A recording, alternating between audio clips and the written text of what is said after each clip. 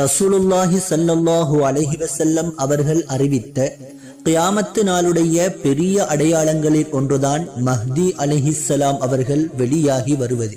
இந்த உலகத்தின் கடைசி காலகட்டத்திலே அவர்கள் வெளியேறி வருவார்கள்.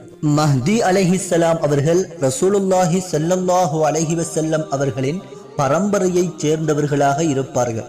இந்த மஹ்தி அலைஹிஸ்ஸலாம் அவர்கள் தொடர்பாக ரசூலுல்லாஹி ஸல்லல்லாஹு அலைஹி வஸல்லம் அவர்கள் கூறிய ஹதீஸ் ஒன்றை இப்னு மஸ்ஊத் ரலியல்லாஹு அன்ஹு அவர்கள் அறிவிக்கிறார்கள்.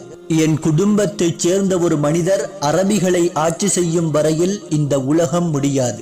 அவருடைய பெயர் என்னுடைய பெயருக்கு நேர்பட்டதாக இருக்கும். அவரின் தந்தையின் பெயர் என்னுடைய தந்தையின் பெயருக்கு நேர்பட்டிருக்கும். இன்னும் குறிப்பிட்டு சொல்ல போனால் மஹ்தி அலைஹிஸ்ஸலாம் அவர்கள் ஃபாத்திமா ரலியல்லாஹு அன்ஹா அவர்களின் வம்சாவளியை சார்ந்தவர்களாக இருப்பார்கள்.